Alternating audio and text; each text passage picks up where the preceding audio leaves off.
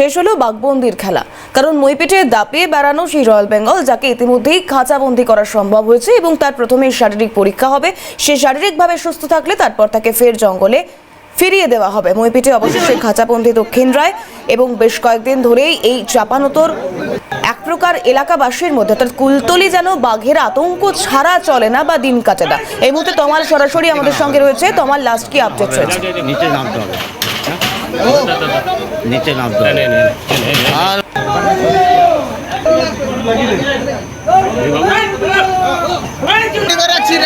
এখানে হবে, এখানে হবে।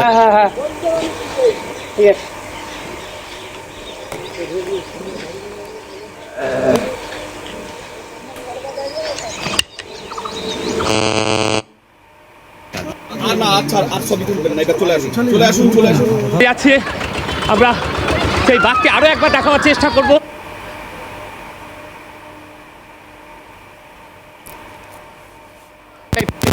তমাল, শোনা যাচ্ছে?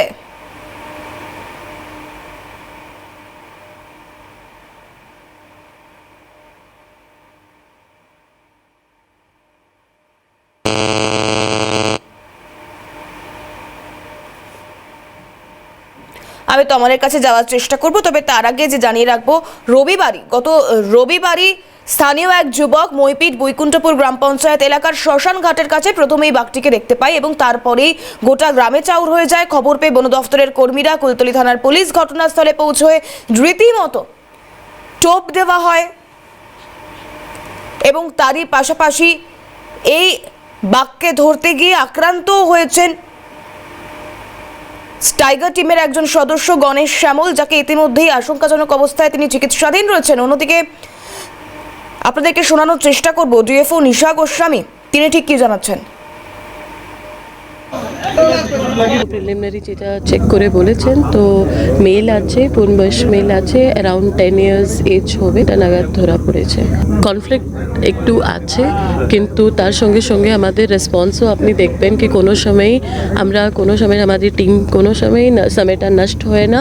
যখনই কোনো দেখুন ওয়াইল্ড অ্যানিমাল মানুষ এখানে as far as Sundarbans is concern, এই সিচুয়েশনের মধ্যেই আমরা সবাই থাকি। এখানকার যে লোকাল লোক আছে ওরাও জানে কি বাঘও থাকবে, আমরাও থাকবো।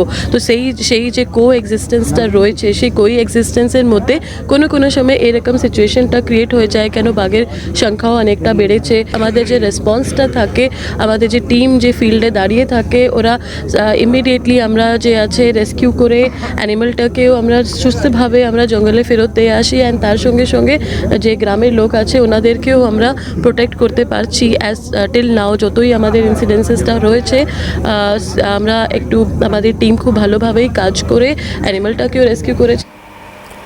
পুরুষ বাঘ, বয়স 10 বছরের মতো, এবং তার পাশাপাশি বন দফতরের টিমও সজাগ সতর্ক থেকে কাজ করেছে, এমনটাই জানালেন ডিএফও নিশা গোস্বামী। আমরা আরো বিস্তারিত এই মুহূর্তে, অর্থাৎ বাঘ তো খাঁচাবন্দি হলো, কিন্তু এলাকার মানুষ, তাদের মধ্যে থেকে আতঙ্ক কাটলো কি? তমাল রয়েছে সরাসরি। তমাল, দেখো, মইপিঠে ত্রাস রয়্যাল বেঙ্গল টাইগার অবশেষে খাঁচাবন্দি হয়েছে। দীর্ঘ প্রায় 15 ঘন্টা বাঘবন্দি খেলার অবসান হয়েছে।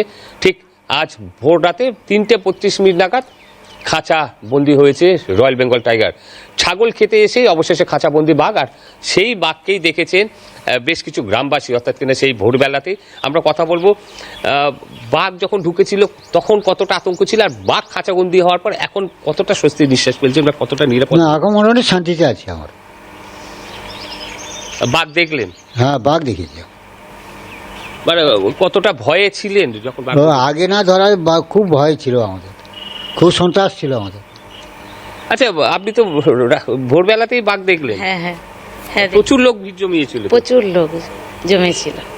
আতঙ্কের কি অবসান হলো যে ভয়ের মধ্যে ছিলেন আপনারা? প্রচুর আতঙ্কে ছিলাম আমরা। বাঘ ধরার পরে তখন একটু স্বস্তি হলো যে বাঘটা ধরা পড়েছে। সামনে তো একদম সবজি বাগানের ভিতরে তো ঢুকেছিল না, তা আমরা বার হলেই তো সামনে পড়তাম। তো এখন ধরে নিয়ে চলে গেছে বনকর্মীরা, খুব শান্তি। মানে যেখানে বাঘ খাঁচাবন্দি হয়েছে তার থেকে সামনে, সব থেকে সামনে আপনাদের বাড়িটা? মানে যখন বাঘ দৌড়ে দৌড়ে আসছিল তখন আপনারা কোথায় ছিলেন? আমরা বাড়িতে দাঁড়িয়ে ছিলাম, বাড়ি থেকে দাঁড়িয়ে দেখছি বাঘটা দৌড়ে এসে বাগানেতে ঢুকে গেছে। তাহলে কি আতঙ্ক কি পুরোপুরি কাটলো, কি মনে করছেন? পুরোপুরি কাটলো বলতে আমরা তো সুন্দরবনের মানুষ, এই যখন তখন পার হতেই পারে, পার হতেই পারে। এখন মোটামুটি আমরা মানে আতঙ্ক থেকে একটু নিস্তার পেয়েছি। কি চাইছেন এখন?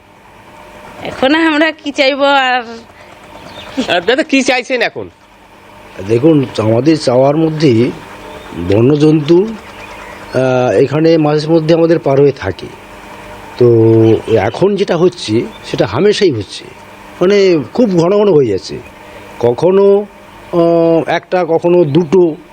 হ্যাঁ, এই একদিন আগে পেরিয়ে এলো, আবার চলে গেল, আবার দুদিন পরে আবার পেরিয়ে এলো। বাঘ তো খাঁচাবন্দি হয়েছে, এখন কি নিরাপদ মনে করছেন? হ্যাঁ, এখন আপাতত স্বস্তি, এখান থেকে বাঘটা খাঁচাবন্দি করে নিয়ে গেছে। দেখো, আপাতত স্বস্তি খুব গুরুত্বপূর্ণ শব্দ, সেটা হচ্ছে আপাতত কথা, অর্থাৎ কিনা নদী জঙ্গলে ঘেরা গ্রাম, যে কোনো মুহূর্তে বাঘ আসতে পারে। ডিএফও ম্যাডাম যেটা জানিয়েছেন, গত বছরে বাঘশুমারিতে শুধুমাত্র রায়দিঘি রেঞ্জে যে বাঘের সংখ্যা ছিল সেটা 17টা। তারপরেও আমরা ডিসেম্বর মাসে, অর্থাৎ 2024-এর ডিসেম্বরে তিনটে বাচ্চা দেখেছিলাম, যে বাচ্চাগুলোর বয়স 1 থেকে 1.5 বছর।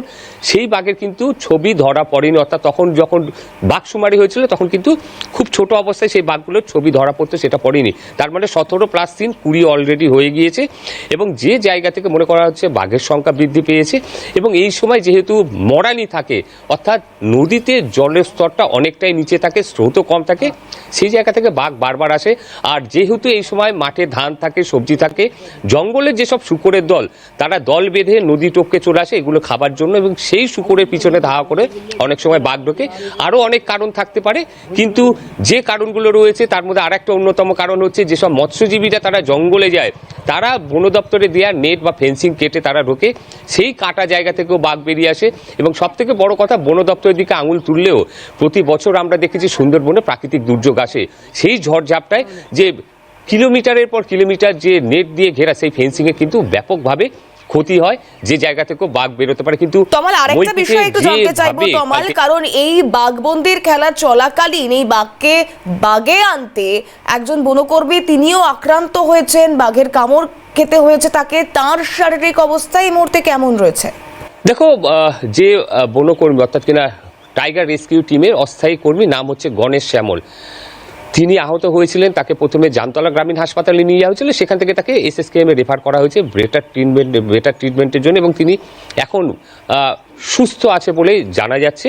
এবং সবথেকে বড় কথা, কি করে হামলার মুখে পড়তে হলো তোমায় বলে রাখি, বন দপ্তর কিন্তু বনকর্মীরা রীতিমতো নিজেদের প্রাণের ঝুঁকি নিয়েছিল শুধুমাত্র একজন বৃদ্ধ কৃষককে প্রাণে বাঁচাবার জন্য।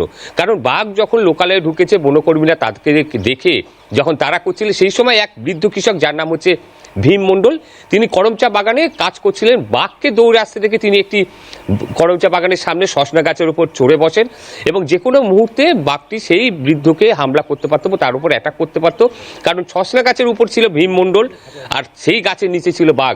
তখনই বাঘকে বনকর্মীরা ঘিরে ধরতে গেলে পাল্টা আচমকায় বাঘ হামলা করে বনকর্মীর ওপর, তখনই আহত হয় গণেশ শ্যামল, এবং অন্যান্য বনকর্মীরা তাকে বাঁচাবার জন্য লাঠি পেটা করে বাঘকে তাড়া করে।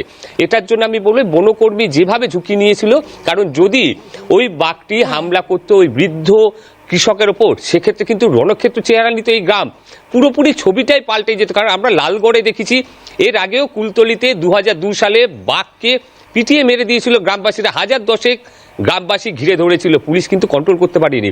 সেই একই ছবি আপাতত আতঙ্ক মুক্ত কুলতলিবাসী, মইপিঠের একাধিক অঞ্চলের মানুষজন, কিন্তু আবারও ফের কবে এই বাঘের আতঙ্ক তাদেরকে গ্রাস করবে তা তারা নিজেরাও জানে না। তমালকে আমি আপাতত ধন্যবাদ জানাবো।